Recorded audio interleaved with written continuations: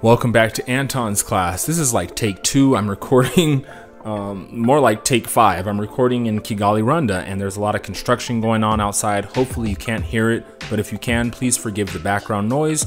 I'm in Kigali, Rwanda in Africa, and this is a part of town where there's a lot going on. This is like an up and coming area, so there's a lot of development. So please forgive the background noise. Anyway, let's go ahead and get into it.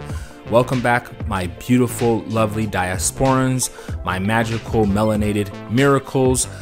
This video is about should you consider coming to Africa as I did, all right? It's an entire process. I'm gonna have a series of videos on this, but this one is about asking yourself the big question. Should I leave my comfortable life in America or Europe and relocate to Africa? Well, let's go ahead and answer that question together. All right, I'm not telling you first and foremost that you should leave the West and come to Africa. It's a huge decision. What I'm here to do is to help you answer that question for yourself. Now, and we're also going to go over some of the 4 main pillars you have to consider when coming to Africa. Okay, that's cost, that is culture, that is language, and accessibility.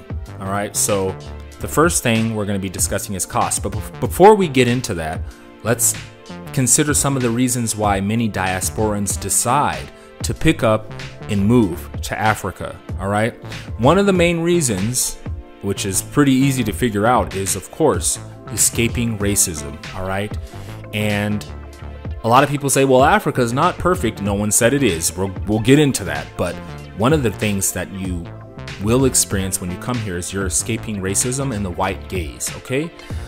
And that is a very beautiful thing. That is a very powerful thing. And that's one reason that a lot of African Americans choose to leave America, all right, is to escape racism, systemic racism, microaggressions, racial profiling, things that I've experienced, okay? And I know that most of you listening to this have experienced as well as African Americans or as people of color living in the West.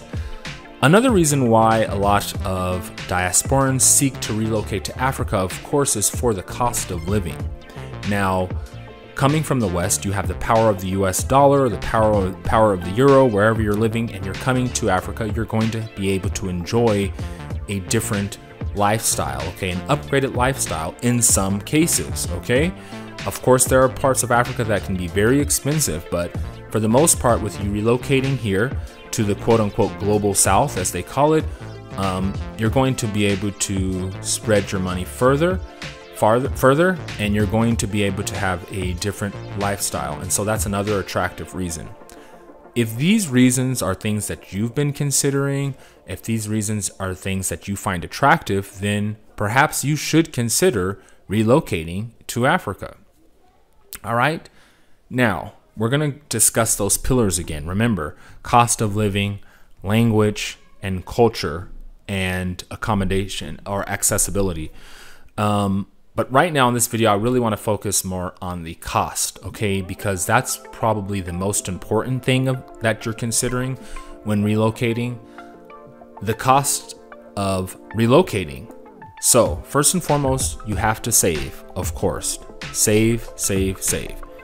You're going to have to consider airfare, all right, accommodation, and transportation and food. Airfare, accommodation, transportation, and food. All right, and so of course with airfare, looking at airfare to Africa, you can obviously do a quick Google search.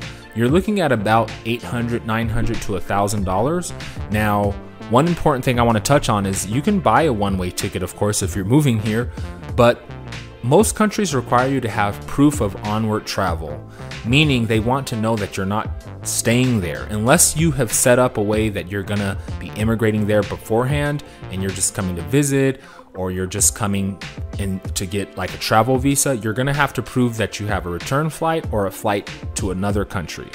All right, proof of onward travel. I went ahead and purchased a round trip ticket because the cost ended up being about the same. So yeah, let's just go ahead and say $900, okay, for your trip to Africa, for your airfare. So it's about $1,000. All right, I know that sounds like a lot, but it's something that you're gonna have to save towards. That really is probably your most expensive upfront fee, of course, okay? Now, accommodation.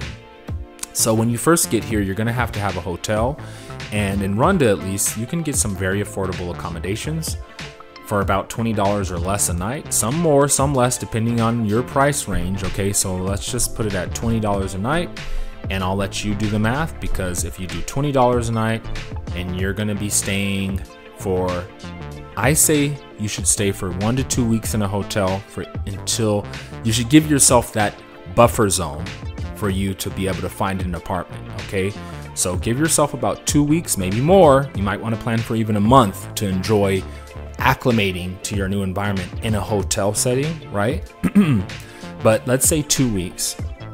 So you do 2 weeks in a hotel for about $15, $20 a night, maybe $25, it depends, some are more, some are less, of course. Then you plan accordingly. All right, I'll let you do the math because it depends on what you're looking for, okay?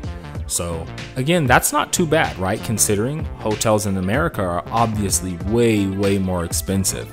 So that's very attractive to be able to stay in a hotel accommodation for about $20 a night, okay?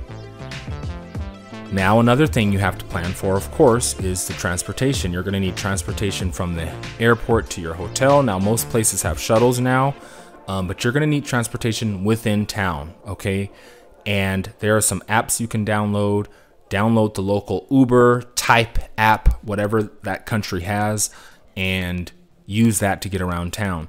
And of course, that's gonna be more expensive than taking the bus, but at first, you're not going to know how to take the bus, all right? Unless, of course, you have someone on the ground here that can teach you these things. You're going to have to use the local taxi or Uber type service, all right? So definitely factor that price in as well for that 2 weeks, okay? You're going to have to factor in going to get food, traveling around, you know, maybe going to get your phone turned on, getting a local SIM card, and miscellaneous things as well, all right?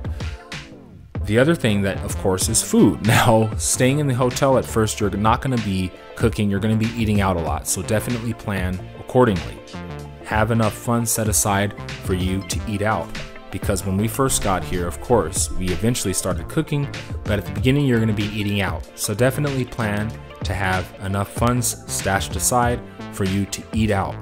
All right?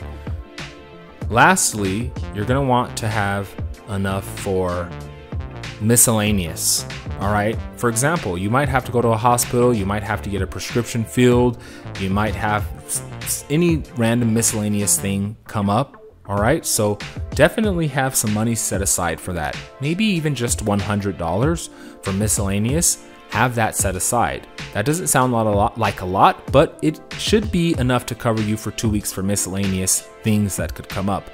I did have an adventure going to a local hospital here in Kigali, Rwanda. I went to King Faisal and it was a positive experience. If you guys would like me to make a video about that, detailing how my experience was using their hospital service, then I can go ahead and do that. It was very affordable, but that's something that I had to have money set aside for, all right? So yeah, those are the costs that you have to plan for and save for. Definitely do that. Definitely start saving now. If you're considering relocating, save every penny, every dollar that you can, because a dollar does go a long way here. And you're gonna have costs that are gonna come up that are unforeseen, all right? And it really takes visiting first. So I wanna say, if you are planning to move here, I would recommend you visit first.